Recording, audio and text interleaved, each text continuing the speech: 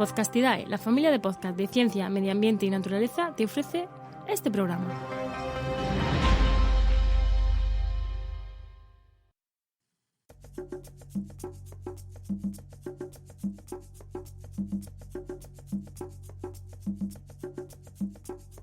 Estás escuchando Mentes Covalentes, tu podcast de química y neurociencia, con Hugo Quintela y Clara García.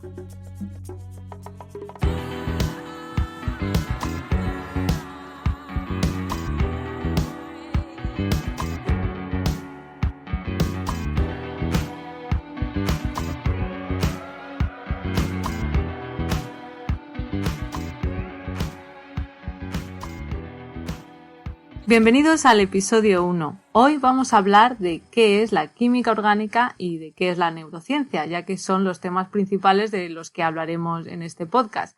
Así que vamos a empezar por Hugo, que nos explique qué es la química orgánica. Hugo, cuéntanos.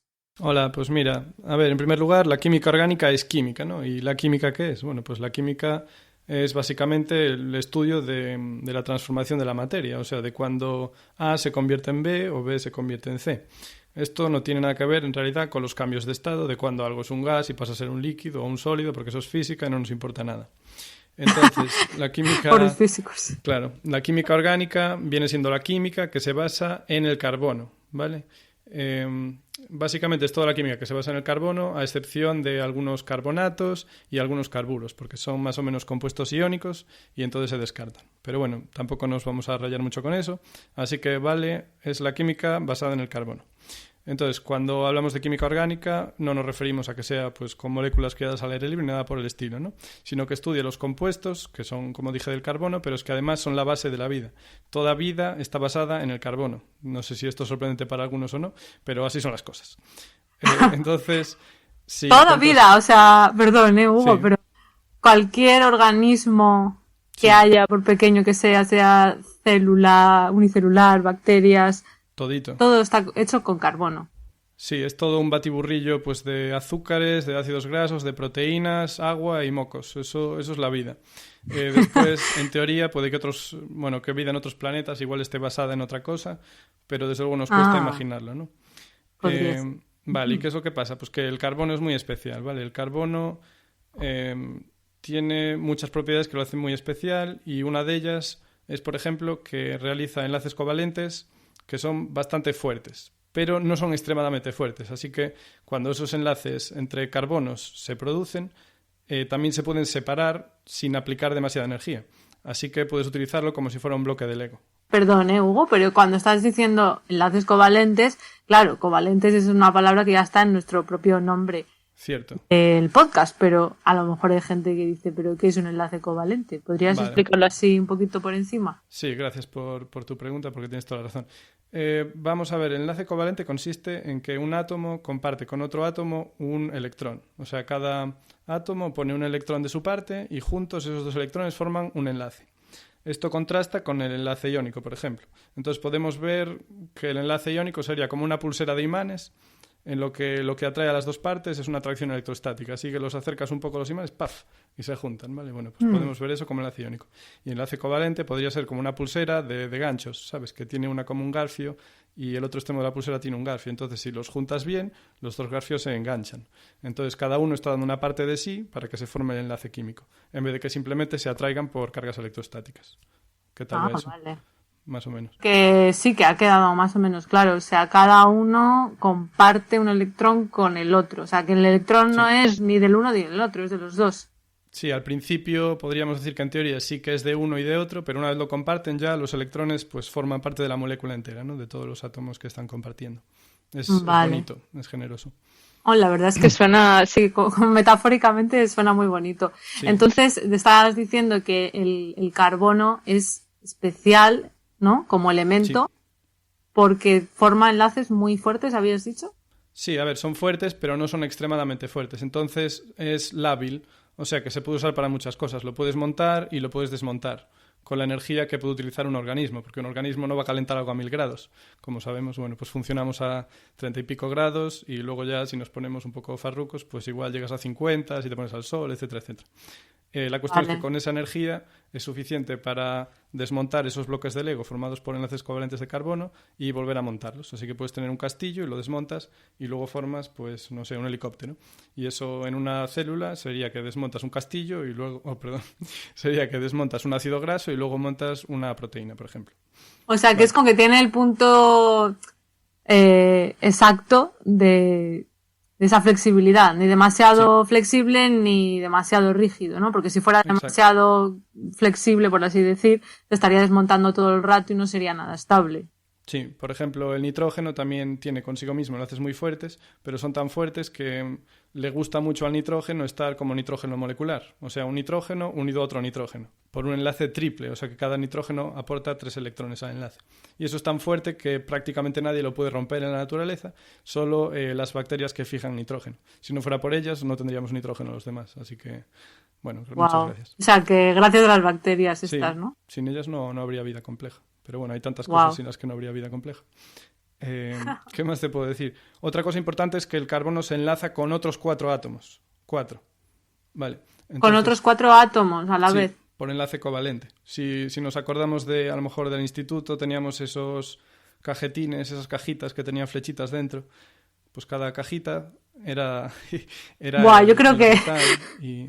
Sí. Depende de cómo tengas de cerca el instituto. A Sí, mí bueno, ya se igual me ha queda olvidado lejos. mucho. Bueno, lo fundamental es eso, 4 enlaces covalentes por cada átomo de carbono. Pero, Así que puedes crear una complejidad enorme, muy grande. pero no, eso no quiere decir, lo digo para la gente que tenga la química un poco lejana, estoy olvidada, como puede ser mi caso, no quiere decir que porque tenga la capacidad de formar 4 enlaces covalentes que siempre se una, ¿no? Que siempre esté unido a 4 cosas, ¿o sí? Sí, bueno, a ver, eso introduce el concepto de enlaces dobles y triples, ¿no? O sea que Ajá. al final, para que dé un compuesto estable, siempre va a tener que gastar, entre comillas, esos electrones en unirse a alguien. Pero puede Claro. hacerlo por enlaces simples, o sea, un carbono unido a un hidrógeno, por ejemplo. Luego enlaces dobles, que sería, por ejemplo, la molécula de CO2, tenemos un carbono y 2 oxígenos. Entonces, cada oxígeno está unido al carbono por 2 enlaces. Pero al final, el carbono está unido 4 veces, se podría decir. Claro, vale, es Bien. que tiene que usar los electrones que tiene. Sí, porque si no, no es bastante estable y no le gusta estar así. Y entonces, al final, acaba uniéndose por 4 enlaces covalentes. Bueno, con esto, al tener esta capacidad de enlazarse 4 veces, digamos, nos da pues una complejidad muy grande, porque se pueden formar cadenas muy largas, se puede ramificar. Nos podemos imaginar eso como una especie de Scrabble, ¿no? En el cual tienes la letra C y entonces arriba podrías tener una H, abajo otra H, a la izquierda podrías tener otra C y podrías seguir aumentando hasta el infinito, en teoría.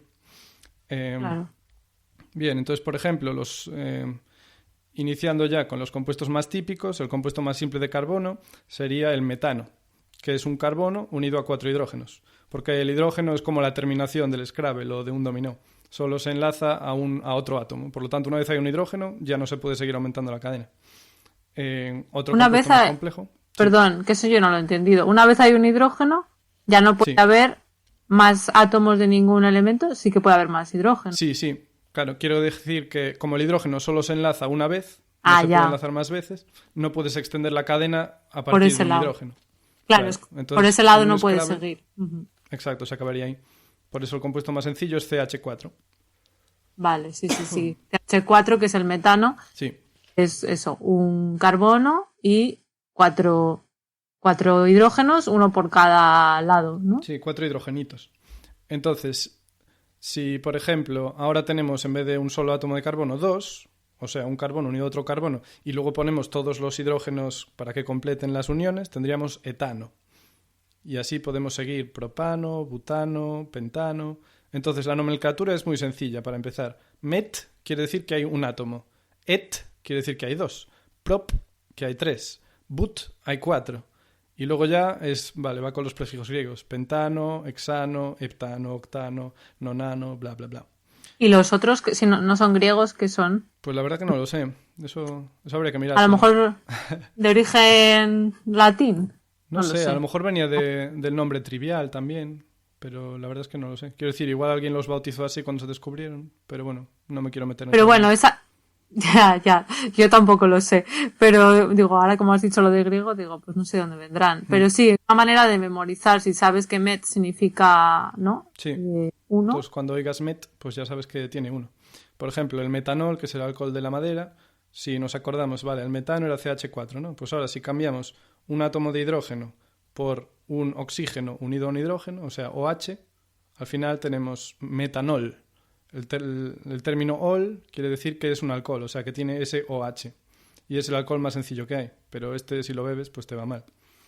Exacto, alcohol, para la gente que lo esté escuchando, dice, bueno, alcohol es el vino, la cerveza, pero ese es el alcohol que tomamos nosotros, que es el alcohol etílico, ¿no? Sí, exacto. Et, dos átomos. Por lo tanto, cuando tenemos dos átomos de carbono y luego un OH, pues eso es etanol. Y ese claro, es el, que el grupo...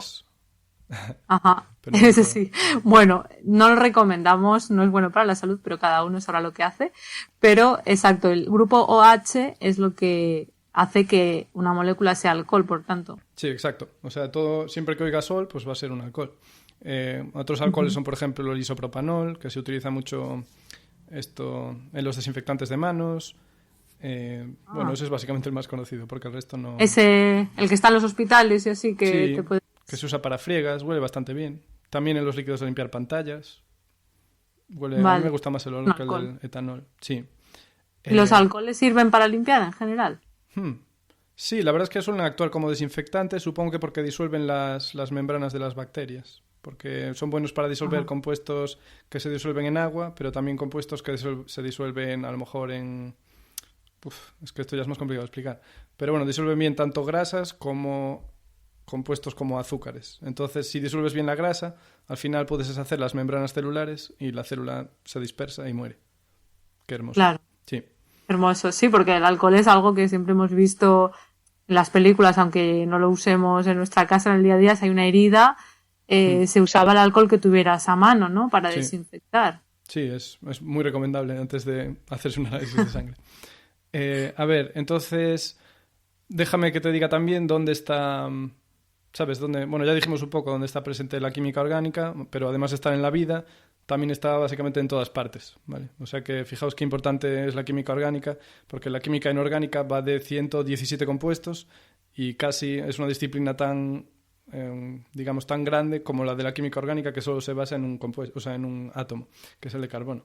Entonces, por ejemplo, los plásticos, absolutamente todos están basados en carbono. Son pequeñas moléculas que se repiten y están unidas entre sí. Se repiten, digamos, bueno, quiero decir, están formadas por miles y miles de unidades que se repiten continuamente. Esos serían los plásticos, pero también las fibras de la ropa, por ejemplo, como están basadas en realidad en algo que es, bueno, que proviene de la naturaleza, como es la celulosa en el caso del algodón. O sea, el algodón es celulosa pura, que también son polímeros, o sea, repetición de unidades de azúcares que están unidos entre ellos y forman redes muy extensas. Lo mismo pasa, por ejemplo, con la lana o con las fibras sintéticas como el nylon o el poliéster, que de nuevo son plásticos al final. Algo más en lo que está presente la química orgánica es, por ejemplo, en las pinturas, porque todas llevan un aglomerante que también es orgánico. ¿Y qué más cositas?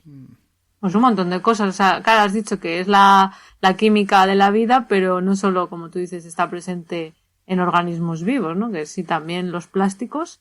Sí. Eso también es química orgánica. Sí, a ver, sé que no tiene buena fama, ¿vale? Pero lo sigues usando, ¿verdad?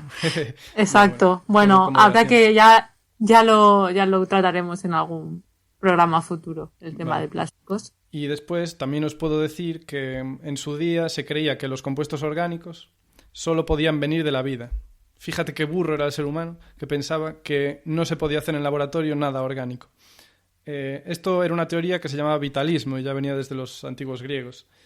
Entonces eso, se creía que cualquier compuesto creado por un organismo tenía un alma o una fuerza vital que hacía que solo lo pudiera hacer un organismo vivo. O sea, que tú en un laboratorio no podrías hacerlo. Esto se empezó a ver eso duró desde los griegos hasta 1828, o sea que un buen ratito. Y en este año un químico alemán que se llama Friedrich Wöhler sintetizó la urea. Se sabía desde hacía 100 años que la urea, que estaba presente en la orina, ¿no? Que era un componente principal. Y, por lo tanto, si estaba presente en la orina es que la hacían los seres vivos. Hasta que Wöhler fue capaz de sintetizarla.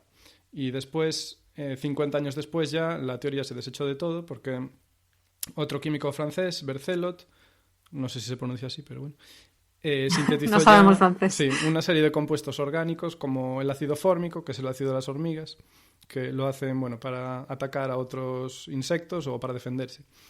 Y por eso se llama fórmico, porque es formiga, hormiga.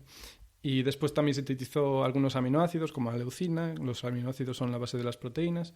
Y también algunos ácidos grasos, que, ya sabemos qué forman las grasas, los ácidos grasos, y las membranas de las células.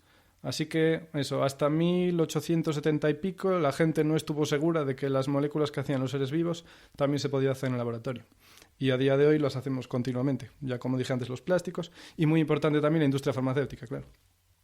Claro, revolucionó la concepción del ser humano, ¿no? De lo que significaba, imagino, eso, que es un compuesto orgánico. O sea, la gente pensaba, bueno, si es orgánico, pues solo nosotros o los seres vivos los podemos crear. Sí, solo un señor o un animal o una señorita, lo que sea, solo los seres vivos. Pero luego se ha visto que no, y de hecho, claro, es súper importante, ¿no? Para la industria farmacéutica también, imagino.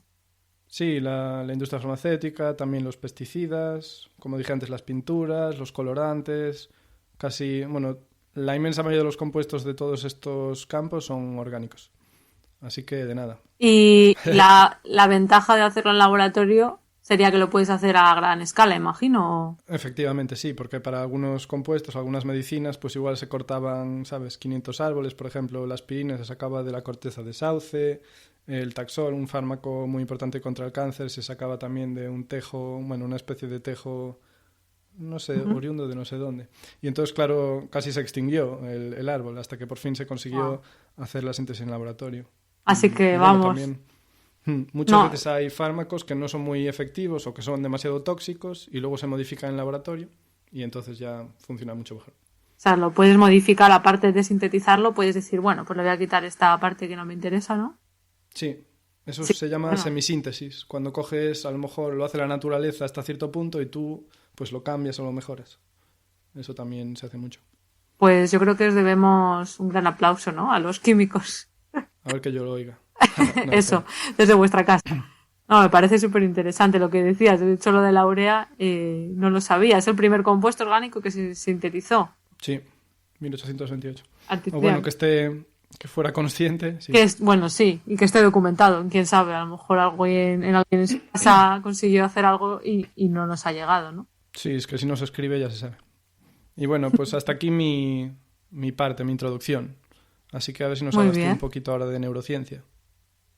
Bueno, yo encantada de contaros un poco de esta disciplina tan bonita que es la neurociencia, que me imagino que la mayoría de vosotros pues tenéis ya una idea de lo que es la neurociencia, pero bueno, vamos a explicarlo.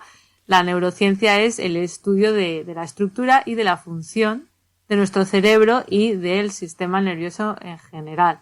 Y una de las cosas más bonitas, yo diría, es que es un área de conocimiento pues muy multidisciplinar, donde es muy común que en un laboratorio de neurociencia haya gente pues muy variopinta, desde físicos, biólogos, matemáticos, psicólogos y todos trabajando juntos. Así que no sé si puedes decir lo mismo, Hugo, de la química. No, la verdad es que en el laboratorio, en química trabajábamos unos contra otros, no trabajábamos juntos. Había pero erais todos químicos, ¿o? Sí, no. Sí, no, es diferente en ese. Sí, no podías venir de letras. No podías venir de letras. Bueno, en neurociencia sí. De hecho, yo tengo una amiga que estudió filología hispánica y luego hizo un máster de cognición y lenguaje y acabó en neurociencia. O sea que es muy multidisciplinar y de hecho pues se suele hablar de neurociencias en plural. Pues eso, porque es una disciplina en la que luego dentro de ella hay varias subdisciplinas que se encargan de estudiar cosas diferentes, aunque tampoco haya una clasificación muy estricta. Pero bueno, me gustaría hablaros de algunas de estas ramas de la neurociencia que, como digo ya, pues están bastante relacionadas unas con otras. Así que la primera de la que voy a hablar sería la que estudia lo más pequeñito, digamos, que sería la neurociencia celular o la neurociencia molecular. Y entonces, ¿qué es lo que se estudia aquí? Bueno, pues se estudiaría, por ejemplo, pues las células del sistema nervioso, que son las neuronas, y también la glía, y podríamos querer pues ver cómo funcionan diferentes moléculas dentro de estas células o los canales iónicos, que son proteínas que se encuentran en las membranas. Perdón, ¿qué es esto de la glía? Que no es tan famoso, ¿no? La glía. Ya, la glía no es tan famosa como las neuronas. La ¿No hace glía, gran cosa o qué? no, hace muchas cosas. Glía significa pegamento, pero bueno, porque se pensaba que eran unas células que estaban ahí como para sostener un poco a las neuronas y poco más, pero realmente en los últimos años se ha visto que las otras células que existen en el sistema nervioso, que no son neuronas, como los astrocitos o los oligodendrocitos, diferentes tipos de glía, pero ya iremos viendo en otros episodios, vale. Pues son células también muy importantes, que también se pueden encontrar alteradas en diferentes enfermedades, así que realmente, aunque las neuronas son las que se llevan toda la fama, las células de la glía también son muy importantes. Y nada, como decía eso, en esta disciplina de la neurociencia celular y molecular, pues estudian las cosas pequeñitas, como eso, pues los canales iónicos o pues, diferentes genes, o sea, es que al final está, como decía, muy interrelacionado con otras disciplinas, como es la biología molecular. ¿Y qué es esto el canal iónico? Dime. ¿Por qué está ahí? ¿Qué es eso? Los canales iónicos son como puertecitas, por así decir, son proteínas que están en las membranas de las células, en este caso, por ejemplo, las neuronas, y pues hace que puedan entrar y salir iones, y eso pues también hace que puedan transmitir el impulso nervioso. Ajá. A través del axón de la neurona, que es esa parte alargada de la neurona, que es como un cable por el cual se transmite la información hacia la siguiente neurona. Entonces es una de las cosas que podríamos estudiar, pero vamos, que ya te digo que también puedes estudiar el material genético, puedes estudiar muchas cosas que son microscópicas, pues utilizando eso, los métodos de la biología celular, la biología molecular. Podemos utilizar microscopía, utilizar un microscopio para ver pues en diferentes colores, diferentes partes de la célula o diferentes tipos de células, etcétera. ¿Se las puede ver, vivas al microscopio? Las neuronas y esto no, ¿o sí? Sí, pero yo sí me acuerdo de haber estado una vez en un laboratorio que una amiga me enseñó neuronas y se estaban moviendo, estaban vivas. ¿Qué me dices? No sabía eso. Fue muy bonito, sí. O sea que se mueven y todo, un poco. Se movían un poquito, sí. Sí, de hecho puedes, luego hay a veces vídeos que se pueden ver en redes sociales que son llamativos, que lo que hacen es hacer como fotos en diferentes momentos de, sabes, como diferentes horas y luego lo pones todo en velocidad rápida. Entonces es como una película y puedes ver cómo la neurona se está moviendo, como si fuera, parece como pues una ameba ahí moviéndose poco a poco, estirando parte de la célula. Entonces, bueno, sí, es muy bonito eso. Pero ya te digo que yo hace mucho que no tengo un microscopio desde la carrera, porque luego ya me he tirado por otros campos, pero sí. Vale, veamos esos campos luego. Sí, bueno, ahora voy a hablar un poquito de la neurociencia de sistemas, que sería como el siguiente nivel, por así decir. Y en este campo, pues lo importante es entender cómo las neuronas se conectan pues unas con otras formando circuitos y redes neuronales, porque no están aisladas, no está cada una a su bola haciendo lo suyo, sino que claro, todas están integradas pues, para que podamos pensar y llevar a cabo pues todas las funciones que llevamos a cabo. Entonces, pues podemos estudiar, por ejemplo, pues cómo diferentes circuitos cerebrales analizan la información que nos llega desde los órganos de los sentidos y preguntarnos cómo funciona la visión, por ejemplo. Y bueno, en este estudio, o sea, en este nivel de estudio podríamos decir que es como algo que relaciona el nivel anterior que decíamos antes de la neurociencia molecular y celular con el siguiente que vamos a ver a continuación, que sería el de la neurociencia cognitiva, que es el que yo he estado más metida en ese tema durante el doctorado. Y en esta neurociencia de sistemas pues se utilizan otras técnicas diferentes a las que hemos dicho antes. En vez de estar utilizando técnicas de biología molecular, aquí se suelen usar técnicas más electrofisiológicas que nos puedan pues permitir... Pero a ver, esto se está complicando mucho. Vamos a ver, en primer lugar, si es cognitiva, ¿quiere decir que es de personas solo o puede ser de cualquier bicho? Bueno, la neurociencia cognitiva era la que iba a tratar a continuación. O sea, todavía no había llegado, pero la he mencionado... No pasa nada. La he mencionado porque es como lo que decías, que la de sistemas estaría un poco como enlazando las dos, la que hemos dicho antes, la molecular de lo pequeñito, cognitiva.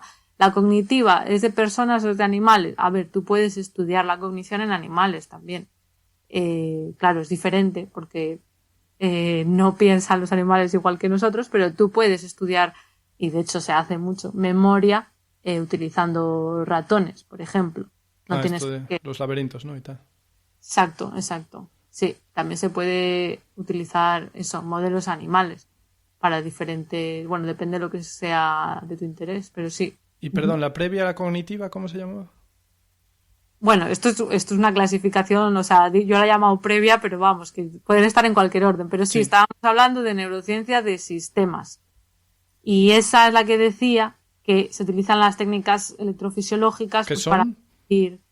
Pues son técnicas que te permiten medir la actividad eléctrica de las neuronas. De manera individual, o sea, tú puedes coger a una neurona y ver en qué momento está disparando o un conjunto de neuronas. En cambio, en la neurociencia cognitiva, que mira, ya pasamos a ella, ya damos ese gran salto, pues normalmente lo que se mide es activación en regiones cerebrales, pero no en neuronas individuales. Pero también podrías tener un cultivo de neuronas que te interese, ¿no?, investigar, porque le has cambiado cualquier propiedad y medirlo ahí también.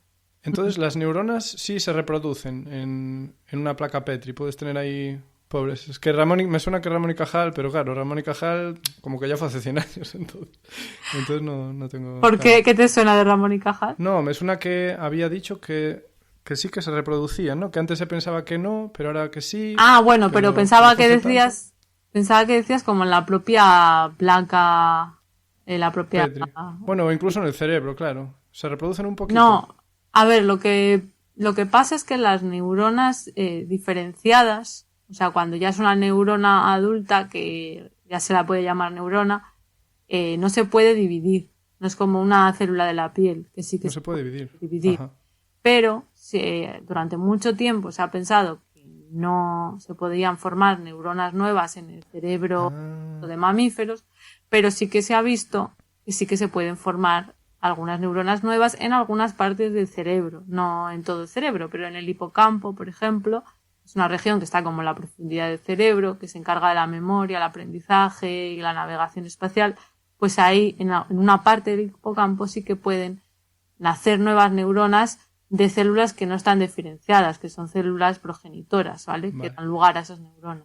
Eso a mí me hace sentirme mejor saber eso. No sé cómo lo ves. Sí, yo creo que sí que he dado pues un poco de esperanza, ¿no? Que queda bonito de decir, bueno, pues no está todo perdido. Aunque nos vayamos haciendo mayores, siempre puedes tener nuevas neuronas. Pero es importante, esto es un golpe. Bueno, también hay que tener mucho cuidado con eso, sí, con los golpes. Pero también es importante entender que esas pocas neuronas nuevas a lo mejor no va a hacer tanta diferencia como nuevas conexiones. Y nuestro cerebro, una propiedad muy importante que tiene es que es plástico. Que cuando decimos plástico no me refiero a plástico. Polímero, es un polímero.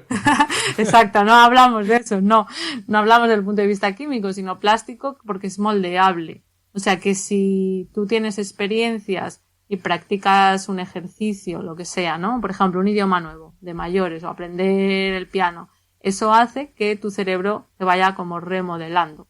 Por eso se dice que es plástico. Y se forman nuevas sinapsis, que son las conexiones entre neuronas, y nuevos circuitos, por así decir. Así que eso también es muy importante para tenerlo en cuenta. Así que, aunque las neuronas es verdad que no se dividen como otras células de nuestro cuerpo, sí que podemos, pues eso, seguir aprendiendo y hacer conexiones nuevas. O sea que también hay esperanza por ahí, menos mal. Exacto, sí. Hay que seguir entrenando nuestro cerebro y manteniéndonos activos, aprendiendo cosas nuevas toda la vida, porque eso es lo que lo mantiene joven. Así es. Así que, a ver, ¿por dónde íbamos? Por la neurociencia cognitiva ya hemos contado un poco lo que es, pero bueno, voy a explicarlo un poquito más. La neurociencia cognitiva, el objeto es entender cómo el cerebro pues lleva a cabo estas funciones cognitivas, ¿no? Que serían pues el lenguaje, la memoria, el procesamiento de emociones, etcétera. Y aquí es donde se utilizan las técnicas de neuroimagen, muchas veces, no siempre, pero se pueden utilizar para ver cómo funciona el cerebro de manera indirecta. Y una que es bastante conocida es la resonancia magnética funcional. No sé si te suena, Hugo, la resonancia magnética. Funcional. Claro, a mí me suena nuclear, pero a lo mejor le quitaron lo de nuclear para que no suene mal. Exactamente, le quitaron, se llamaba así, nuclear, pero como la gente con todo el tema nuclear tenía, pues eso, idea, Respetito. sí, le quitaron el nuclear y se llama resonancia magnética, sin más, ahora, o imágenes por resonancia magnética. Y cuando decimos funcional es porque además estamos mirando, en vez de solamente una foto del cerebro para ver la estructura, para ver cómo, ¿no? La sustancia gris, la sustancia blanca, a ver si hay ¿Qué algo es eso? claro. ¿El qué? La sustancia gris y la blanca, ¿qué son? Pues la sustancia gris es como la parte del cerebro en el que están los cuerpos celulares de las neuronas. Y la sustancia blanca es de las mismas neuronas, pero ya como el cableado, digamos. La parte O sea, el cuerpo celular, claro. O sea, los cables son las ramas, digamos, ¿no? Sí, las ramas que bajan, bueno. Y el cuerpo celular es lo que no son las ramitas de las neuronas. Exacto. Entonces, la parte de fuera, toda nuestra parte de fuera del cerebro, de la corteza, sería sustancia gris, y luego hay un poco de sustancia gris también en el interior del cerebro, pero casi todo lo demás es sustancia blanca, que son, pues eso, se suele decir las autopistas del cerebro, por donde se transmite la información. Entonces tú eso lo puedes ver claramente, si haces una resonancia, se ve muy claramente que hay una zona más oscura y una zona más clarita del cerebro, una imagen, pero además con la funcional es el mismo escáner, el mismo aparato, nada más que, bueno, tiene unas secuencias diferentes que se aplican y puedes ver qué zonas del cerebro están más activas, que son esas imágenes que a veces se ven con colorines, que es pues esto para decir que se está activando más una zona. Entonces podríamos, por ejemplo, poner a una persona dentro del escáner y decir, pues mira, haz esta tarea de memoria. Y mientras está haciendo esa tarea de memoria podemos ver pues qué zona de su cerebro se está activando más. Entonces ya hay un mapa del cerebro en el que se dice dónde está cada zona, ¿no? Porque a veces sí que se ve esto por aquí, en los medios, pero es así, realmente. A ver, más o menos sí que hay regiones que hacen cosas diferentes, sí que se han visto, y antes de que existiera ya la neuroimagen, ya cuando había pues pacientes en los que pues por un accidente les había pasado algo, claro. Se estudiaban sus síntomas, pues más o menos se veía que en ciertas regiones del cerebro solían producir ciertos síntomas. Lo que pasa es que también se ha tendido a exagerarlo todo un poco y parece que al final se está intentando encontrar un área del cerebro para cada cosa, para cada pensamiento, para cada función, y tampoco es tan así. Claro, es muy simplista eso. Sí, es un poco simplista, entonces es importante entender que aunque sí que hay una zona que nos permite, por ejemplo, hablar y otra zona que nos permite entender, al final el cerebro pues funciona de manera muy conjunta. Todo el cerebro está funcionando a la vez, se están conectando unas regiones con otras, está todo muy interconectado. Pero sí que puede ser interesante pues ver eso, qué zonas están más implicadas en una tarea o en otra, por ejemplo. Y eso es lo que hace un poco la neurociencia cognitiva. Y lo que es un poco, bueno, curioso es que aunque estamos midiendo qué regiones del cerebro se activan más, no estamos midiendo la actividad neuronal en sí, no estamos midiendo electricidad como en los otros casos de electrofisiología, sino que lo que estamos midiendo con la resonancia magnética funcional son cambios en la oxigenación de la sangre. Sí, porque cuando tú estás pensando en algo concreto, vale, imagínate que, yo qué sé, que estás haciendo una tarea visual en el escáner, ¿vale? Que tienes que, bueno, mirar unas imágenes y diferenciar una cosa de otra, pues tu corteza visual se está activando más. Y eso hace que a esa parte del cerebro, que está pues en la parte posterior, como por la nuca o así, esté llegando más oxígeno en la sangre para darle más energía, ¿vale? Es una cuestión de energía. Entonces eso hace que haya unos cambios en la sangre que podemos mirar con la resonancia magnética, porque se comporta de manera diferente. ¿Y cómo sabe el cuerpo que tiene que enviar ahí el oxígeno? ¿Quién da esa orden? Si el cerebro justo está haciendo el ejercicio, ¿cómo es posible? Una pregunta muy, muy interesante, para que no haya una explicación Todavía no se sabe muy concreta. Es complejo, claro, es que todo está conectado unas cosas con otras, pero al final el cuerpo, pues ya sabes que al final, aunque tú no sepas muy bien por qué pasan las cosas, tu cuerpo Pasa, tu cuerpo lo sabe. Tu cuerpo lo sabe, sí. Tu cuerpo sabe cuando tienes sed. Un buen eslogan. Tu cuerpo lo sabe. Exacto. Pero, Dime. claro, no, que estoy pensando que a lo mejor al principio no va tanto oxígeno, ¿no? A lo mejor tiene un poco de tiempo en el que no llega tanto y cuando ya el cuerpo ya tiene claro lo que quiere hacer, en qué se está concentrando, a lo mejor ahí sí que envía más. No sé, se me está ocurriendo. Sí, hay un periodo inicial en el que baja un poquito la concentración de oxígeno en esa región y entonces luego llega una demanda exagerada de oxígeno. Claro. Y luego vuelve a restablecerse. Hace un pico, ¿vale? Hace una curva, baja, sube y luego vuelve a bajar y luego se vuelve normal. Así que eso es lo que podemos medir con la resonancia magnética funcional. Así que no vemos neuronas concretas, pero estamos viendo regiones en general. Y luego dentro de esta disciplina también tenemos otra técnica que me gustaría comentar un poco por encima, que es la electroencefalografía, que es muy diferente a la resonancia. La resonancia nos metemos dentro de un escáner, tumbados, es una máquina que hace ruido, muy cara también. La electroencefalografía es algo muy sencillito, sencillito, se tarda un rato en poner, pero es un gorrito mucho más barato de tener en un laboratorio que lleva pues una especie de electrodos que se ponen en el cuero cabelludo, te tienen que poner un gel y tal, y con eso podemos mirar la actividad eléctrica del cerebro. ¿De todo? Sí. ¿Hasta del fondo? No, claro, exacto. El problema es que lo más profundo no lo puedes medir bien. Es una técnica que lo bueno que tiene es que tiene muy buena resolución temporal, es decir, que puedes ir con mucha más especificidad a qué momento está ocurriendo ese cambio, pero tiene mala resolución espacial, o sea que no puedes saber exactamente en qué zona del cerebro está ocurriendo, sino que va un poco por áreas más en general y no puedes medir lo que está pasando tan al fondo, porque claro, los electrodos están fuera del cráneo y el cráneo está ahí aislando todo lo que... ¿No te pueden meter con ese gorro dentro del aparato de resonancia magnética y ya tenerlo todo?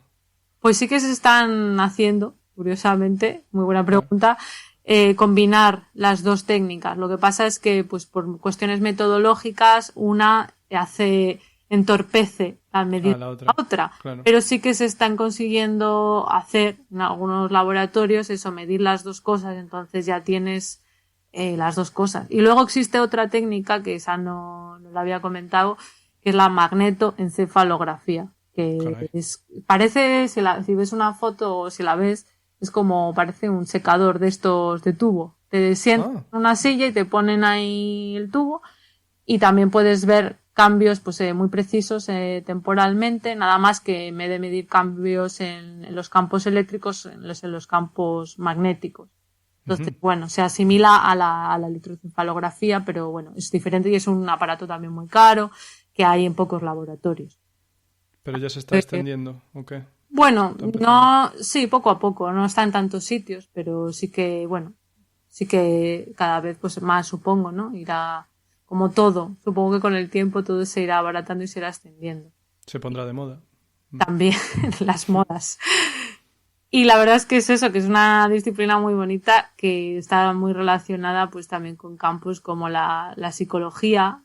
De hecho se utilizan pues experimentos de psicología cognitiva, se adaptan a estas técnicas de resonancia en el ordenador, dentro del escáner, para poder hacerlos y bueno, pues es una disciplina pues eso, muy bonita. Como ya digo, es la que yo he dedicado más tiempo. Y con estas técnicas pues podemos estudiar las bases neurobiológicas de fenómenos cognitivos, que es lo que hemos dicho, pues intentar ver en qué zonas de cerebro están. Cómo suena. Claro, suena difícil. Y no solamente, quería decir que no solamente te dice en qué parte del cerebro puede ocurrir algo, sino que puede también dar cierta información sobre diferentes funciones y ayudar a replantearnos nuevas hipótesis. O sea que también ayuda al campo de la psicología cognitiva a replantearse cosas que no se sabrían si no utilizas estas técnicas. Pero bueno, no me quiero extender más en esta técnica porque si no, no voy a poder hablar de las demás. Perdón, en este campo. Vale. Luego iba a comentar, pero ya más por encima, la neurociencia computacional, que, como su nombre indica, computación, bueno, pues implica modelos matemáticos, análisis teóricos, simulaciones con ordenador, para intentar describir el comportamiento de neuronas o redes neuronales. Uy, ¿eso qué tal va? Eso yo nunca lo he hecho, pero sí que sé que pues eso, hay grupos muy potentes, son grupos también pues con matemáticos, físicos, ingenieros, de todo. Y estos modelos pues pueden ayudar también a formular nuevas hipótesis que luego ya pues se pueden testear con experimentos. Claro, pero por ahora reproducir un cerebro entero, como que no, ¿no? No, complicado. Bueno, yo Ni lo de veo muy ratita, ni de complicado. mosquito. O igual de mosquito ya sí. No, todavía no. A lo mejor de gusanito. ¿De gusanito? Sí, el C. elegans, que es un modelo que se utiliza, no sé si te suena, Ajá. un gusanito. Sí. Muy elegante. Quizá, Sí. sí, muy elegante, exacto. Sí, que por eso le pusieron el nombre. ¿Le pusieron el nombre por Lo eso? leí por ahí, sí. Sí. Bueno, porque tiene la forma muy estilizada y eso. Ah, no sabía que era por eso. Bueno, pues en ese, como tiene muy pocas neuronas, pues claro, ahí sí que puedes saber cuántas neuronas hay que están haciendo cada una, pero ya en un ratón, pues ya es más No, claro. complicado. Es que un ratón Claro. es muy listo, en el fondo, el ratón. Anda, claro. Que Si sí. viste Ratatouille, ya lo ves. Sí, vi Ratatouille y me gustó. No solo Bueno, a mí, películas... regular, a mí, para ser de Pixar, un poco floja. Sí. ¿Cuál prefieres? Wall-E, por ejemplo. Ah, ya, esta es más bonita, sí. Bueno, ¿qué nos queda? Lo último, venga, voy a hablar de la neuropsicología, porque hay que nombrar la neuropsicología, que no sé si te suena, pero consiste en entender cómo daños en el cerebro pueden producir alteraciones en nuestra cognición y en nuestro Ah, comportamiento. sí, como el señor ese que se clavó un hierro y le voló un trozo de cerebro y luego se portaba raro. Sí, Phineas Gates se llamaba. Ese. Ese es muy antiguo ese caso y fue de uno de los primeros que ayudó a entender también que diferentes funciones del cerebro, diferentes funciones cognitivas se localizaban en diferentes partes. Pues sí, y hoy en día, pues, este campo se utiliza pues tanto en la investigación como en la práctica clínica. Y pues un neuropsicólogo, pues por ejemplo, puede evaluar a una persona que haya sufrido un ictus, por ejemplo, o una persona con demencia, y le puede hacer diferentes pruebas neuropsicológicas y ver qué tipos de funciones están alteradas, cómo progresa, etcétera. Entonces, pues bueno, dentro de este campo pues también hablaríamos de la neurociencia clínica, que sería pues aplicar todo lo que hemos dicho de neurociencia pues a la clínica, ¿no? A que luego eso sirva pues para tratar a los pacientes. Y ya por último me gustaría decir que una cosa muy importante es que ahora la neurociencia está muy de moda, me imagino que ya os habréis dado cuenta. Sí, lo he visto en las camisetas. En las camisetas. ¿Has visto camisetas con cerebros? Sí, muchas. Sí. Igual que había las de los Ramones, pues ahora... Ahora la neurociencia. Pero que hay que tener mucho cuidado porque no todo lo que lleve neuro es algo científico, ¿vale? El neuro a veces se utiliza como reclamo para que algo suene más científico y a veces pues no lo es, ¿vale? Entonces, como orgánico. como orgánico, ya, orgánico, bueno, eso hay mucho material, ¿no? Que orgánico la gente lo asocia pues a lo ecológico, ¿no? Sí, pero al plástico no. Y es orgánico. plástico O no. a sí mismos. Sois orgánicos. Somos Claro. todos orgánicos. Sí, yo también. ¿No? Si te pregunta alguien, ¿esa manzana es orgánica? Pues sí. Pues claro. O ves que esté hecha de cristal. Claro que sí. Pues hasta aquí mi recorrido por la neurociencia. Hay mucho más. Espero que si hay alguien que me esté escuchando que sea de otra disciplina de la neurociencia no se enfade, porque sí, nos podríamos pasar horas hablando de los diferentes subcampos de la neurociencia. No pasa lo Claro, mismo ojo. en química, ¿no? En química orgánica tenéis ¿hay campos y campos y campos o...? Sí, bueno, también hay la computacional también, ¿no? Ver cómo se comportan las moléculas en el ordenador. Bueno, también se divide... Yo, por ejemplo, hice síntesis de productos naturales, que consiste en que un organismo vivo, pues como vimos con la urea, ¿no? Lo que pasa es que la urea es muy fácil de hacer, pero hay organismos vivos que hacen moléculas muy específicas y muy complejas, muy, muy complejas. Y entonces luego tú las tienes que hacer en laboratorio. Esto es un reto que, bueno, se inició, pues eso, con la síntesis de la urea, pero... Hoy en día se utiliza mucho en la industria farmacéutica porque a lo mejor se toma una esponja marina y se ve que produce una molécula que es, que es la hostia contra el cáncer y que se carga todas las células cancerígenas. Y claro, recolectar esponjas en el fondo es muy difícil y tampoco es muy productivo. Entonces compensa mucho hacerlo en el laboratorio. Y bueno, luego también hablamos de los polímeros. Eso es una química orgánica totalmente distinta porque es mucho más sencilla y lo que interesa es solo pues coger una moleculita y que sea capaz de pegarse a sí misma y hacer esas cadenas de las que hablamos. Así que sí, por lo menos hemos que tres sí. categorías. Sí que hay subcategorías. Luego hay la organometálica, que es la de compuestos orgánicos que se unen a metales. Wow, o sea que... Y muchas otras más. Bueno, muy bien, Hugo, no tenía ni idea, ¿eh? Un campo muy rico, es un campo muy rico. Iros todos a estudiar química orgánica. Sí, es muy hermoso. Es el sudoku, el Scrabble de la química. El Scrabble de la química por las Cs y las H, sí. Sí, por formar cosas complicaditas, como sudokus.